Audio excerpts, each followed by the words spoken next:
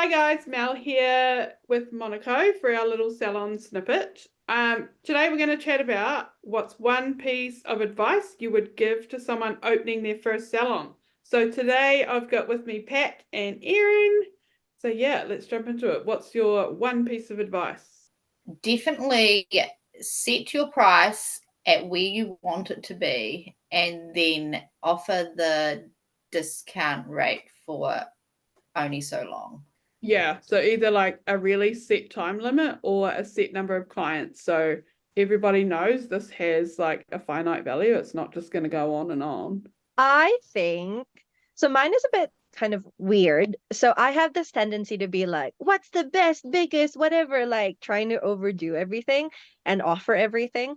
And so then it leads to analysis paralysis and I don't do anything. So my one piece of advice is what's the minimum? What's the minimum that you can do to get started? Because if you're too busy being like, oh, I'm not ready because I don't have XYZ, you may never, ever, ever get started. So, what's the minimum? You need a table, and we talked about this in one of our other episodes. You need a table, you need your professional only products and tools, you need a chair for yourself and the client, and you need light. Those are the bare minimum, and everything else you can one up your way.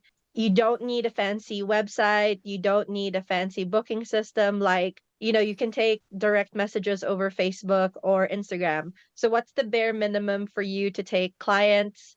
Don't overthink it. And this advice is for me as well, because like I said, I overthink it and I just stop myself because I'm like, oh, but it's not ready. But you don't have to have it perfect from day one. So what's the minimum that you can have to offer a quality service? And then just keep improving from there. People love to go on the journey with us.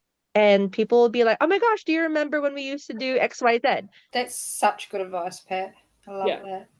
Totally. And I was going to say that too. People want to come on that journey with you, and the loyal clients will go, oh my gosh, remember when you did these set of nails, ha ha ha, back 2 years ago, and blah, blah, blah, blah. Like, they want to follow your journey. I think my advice is set your policies and stuff from the start and stick to it from the start. Don't bend for anyone, even though you're going to want to, and you probably will. Try not to. Like, set your policies to protect yourself, not just protect, but I guess like your boundaries and stuff. You want to put that in place for your own self and try and stick to it. And the other thing that I wish I had followed, recognize what you don't like and what you're not good at and outsource that to somebody, like bookkeeping and things like that. I hated doing that because I thought I could just do it myself. Now I use Henry, like accountant software. I wish I had just done that from the start. That would be my advice. If you really hate bookkeeping and it really overwhelms you, look for ways to outsource that and just have it handled so you can focus on what you do enjoy. That's real good advice too. Hopefully, you guys got some good tips out of that from Erin and Pat as well. And join us next time where we go back to our full episodes. Okay. Bye. Bye.